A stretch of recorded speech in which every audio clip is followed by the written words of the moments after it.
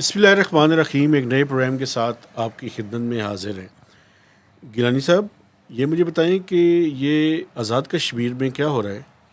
ये आप देखें, बहुत शुक्रिया। पहले तो आप बात करते थे हमेशा महंगाई की, बिजली के बिलों की। ये जो सारी हमारी इकॉनमी तबाह हुई हुई बदकिस्मती से, और फिर वो आईएमएफ का जो बर्डन था जो पब्लिक पे शिफ्ट हुआ, उसका रिएक्शन मेरा ख्याल है आहिस्ता आहिस्ता आज़ाद कश्मीर तक पहुंच गया।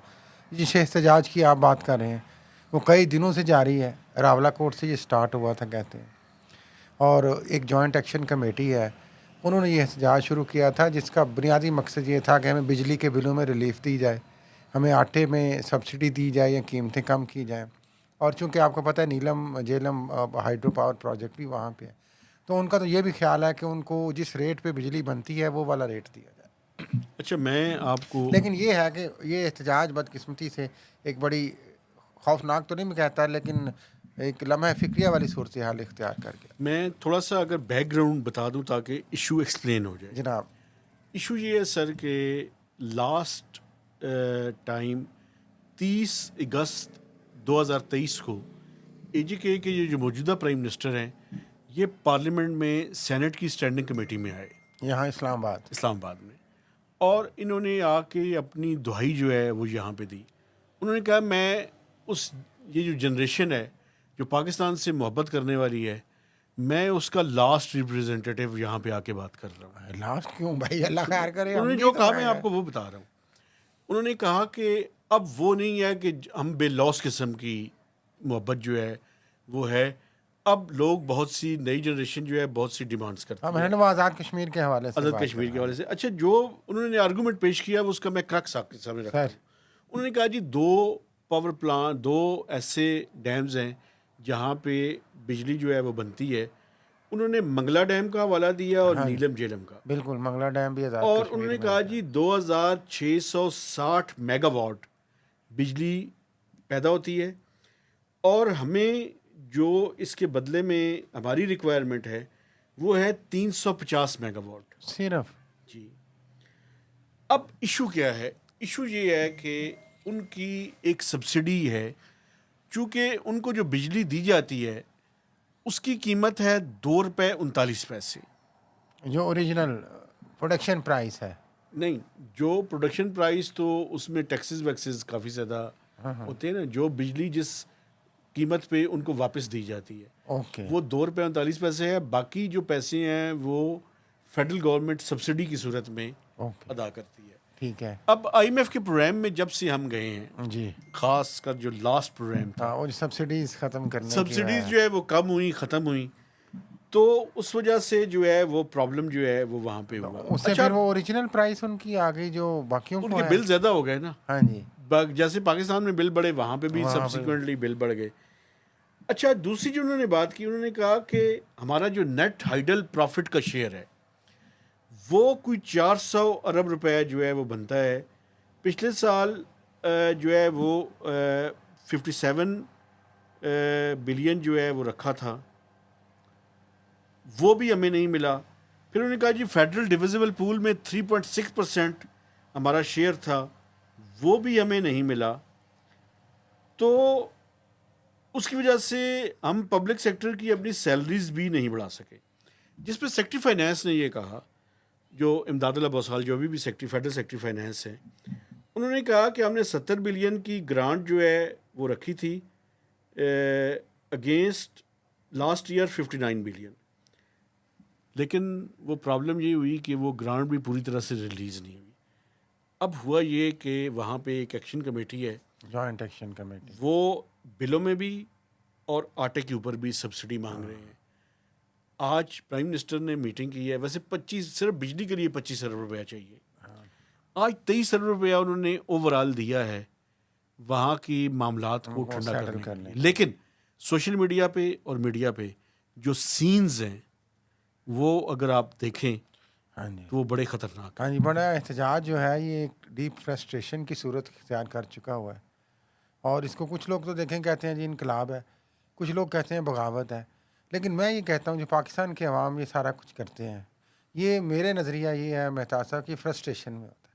ये जब आपको कोई हल नहीं नज़र आता तो फिर आप इस तरह के एहतजाज पे आते हैं। लेकिन उसमें जो पुलिस ने उनको मारा है वो भी फुटेज आप देखें, और जिस तरीके से उन्होंने पुलिस के साथ किया है वो भी आप देखें। ये सारा एक अफसोसनाक सूरत हाल है। ये फिर चलते आ रहे थे, रास्ते में ये भी फुटेज देखने में आई। अब सोशल मीडिया की हम बात बार बार करते हैं, फिर वो ट्रिगर हो जाएंगे, फिर कहेंगे यार ये बंद करो, ये किमें भी एलन देने। तो वो दरख्त गिराए गए, पूरे के पूरे दरख्त गिरा के रास्ते बंद किए गए, मैंने देखा कि ताकि ये आपने आगे, ये देखा कि पुलिस वाले को उठा के दरिया में फेंक रहे हैं। और या वो नीचे पहाड़ी के नीचे से फेंक रहे हैं। और उन लोगों ने उनका भी जज्बा देखें कि उन लोगों ने फिर वो बड़े बड़े दरख्त तनावर जो गिराए गए थे उनको हटा दिया हाथों से। एक बात मैं और आपको और अल्टीमेटली बताऊं, अभी तक तो मुज़ाकरात नाकाम थे।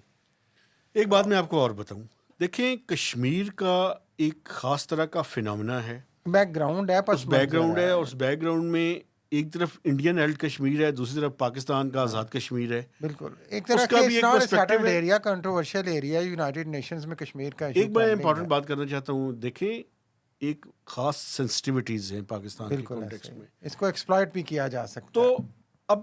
अब देखना ये है, कुछ दो तरह की इतलात आ रही हैं। एक तो ये इतलात आ रही हैं कि जो मौजूदा प्राइम मिनिस्टर हैं इन्होंने भी थोड़ा सा ट्रिगर किया।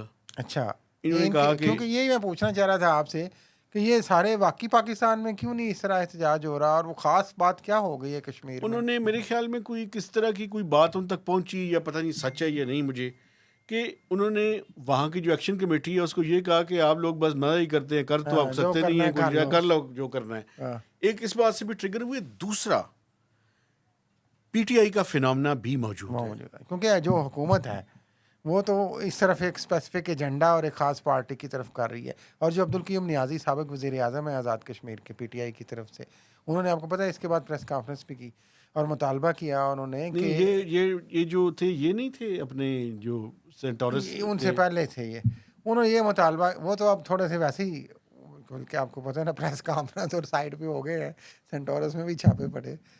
तो उन्होंने ये कहा कि जनाब ये अब हुकूमत इस तरह नहीं चल सकती है, और ये वैसे भी उनका ख्याल था जो कि हकीकत भी है।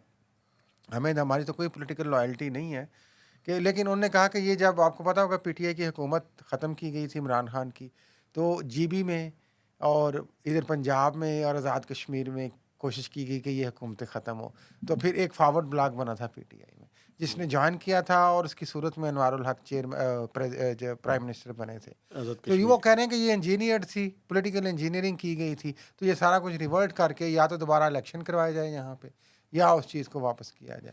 तो जाहिर है इसका एक सियासी पहलू है, एक समाजी पहलू लेकिन है, एक बात मैं आपको बताऊं, और एक बैनुल अक़वामी पहलू भी है। एक बैन अवी पहलू भी है, एक और पहलू भी है। वो ये है कि आज रेंजर्स जब दाखिल हुए जी जी मुजफ्फराबाद में, तो आपको पता है कि वहाँ पे भी रेंजर्स के ऊपर भी बड़ा शदीद पथराव हुआ। जी मैं जो बात करना चाहता था वो बड़ी इंपॉर्टेंट है। सर। आज़ाद कश्मीर में जॉइंट फैमिली सिस्टम है। जी अगर आप किसी एक घर के अंदर घुसकर किसी एक बंदे को उठाएंगे या उससे मार पिटाई करेंगे, तो उसकी फैमिली के जो 100-200 बंदा है वो बाहर आने पे मजबूर हो जाएगा। ये ख़ास तरह का कल्चर है, इसलिए तशद्दुद इस मसले का हल नहीं है, नहीं, निगोशिएशन ही इस मसले का हल है। निगोसिएशंस अभी तक तो नाकाम रही। अब देखें इस पैकेज के बाद क्या सूरत हाल बनती है। लेकिन उसके साथ साथ ये भी देखें कि ना सिर्फ रेंजर्स, पहले ये ऐलान आया कि रेंजर्स को बुलाया गया है, फिर कहा गया रेंजर्स को वापस बुलाया गया है, क्योंकि आपको पता है ये फिर बैनुल अक़वामी इशू बन जाता है। फिर वो पैरामिलिट्री फोर्सेज हैं, फिर एफसी को कहा गया कि बुलाया गया। फिर ये भी खबर आई मेहताब साहब कि पंजाब से कई अजला से रिजर्व फोर्स जो है पुलिस की, पंजाब पुलिस की वहाँ पे तैनात की गई है, क्योंकि आखिरी उनका वैसे मुतालबा है कि तशद्दुद करने में पंजाब पुलिस का माशाल्लाह एक्सपर्टीज तो बड़ी ज़्यादा अल्लाह है। रहम करे। तो वो उन्होंने जनाब वो पूरा असम्बली को घेरा हुआ है वो पुलिस ने, उन क्योंकि वो जो मार्च है अल्टीमेटली अगर कोई ऐसी सूरत हाल पैदा नहीं होती जो कि हम कहते हैं कि ना अल्लाह करे ना ही हो, तो वो मुजफ्फराबाद लॉन्ग मार्च के लिए पहुंचेंगे और उन्हें आज़ाद कश्मीर की जो कानून साज असम्बली है उसका घेराव करना है। उम्मीद हम यही करते हैं कि ये मामला अफ़ाम तफ़हीम से, बेटर अंडरस्टैंडिंग से हल होगा। लेकिन डीप डाउन जाके मैं आपसे यही गुजारिश करूँ, ये सिर्फ आज़ाद कश्मीर का मसला नहीं है, ये पूरे पाकिस्तान के अवाम का मसला है। महंगी बिजली, लेकिन एक महंगी बात है गैस, सर, महंगा आटा। एक बात आप देखें, ये जो आज़ाद कश्मीर की इंटरनेशनल आपने पर्सपेक्टिव बताया ना, ये सिंबॉलिकली बड़ा इम्पोर्टेंट है। ज़ाहिर है इंडिया इसको हम एक्सप्लॉइट करने की हम कोशिश करेगा। कहते थे कि वो वाला कश्मीर हमारा है, हाँ जी, हुण अपने कश्मीर ਨੂੰ बचाने की गल करिए, हाँ, बचाने की नहीं, मैनेज अच्छा करें ना आप। तो अब गवर्नेंस को बेहतर करें। हाँ, सदर मुमलिकत आसिफ जरदारी ने भी एक मीटिंग बुलाई थी चूँकि उनकी हुकूमत है वहाँ पे, तो लेट्स सी। अभी देखते हैं आगे क्या होता है। इस पे नाज़रीन एक और आपसे अपडेट कोई हुआ तो शेयर करेंगे। बिल्कुल, आपसे गुजारिश है कि आपने हमारे चैनल को सब्सक्राइब करना है, इसकी शेयरिंग करनी है और प्लीज़ इस पे कमेंट्स करनी और है। पावर FM 99 रेडियो स्टेशन पे सोमवार, बुध और हफ्ते को 4 से 5 बजे इसको सुनें। इजाज़त दीजिए, अल्लाह हाफ़िज़।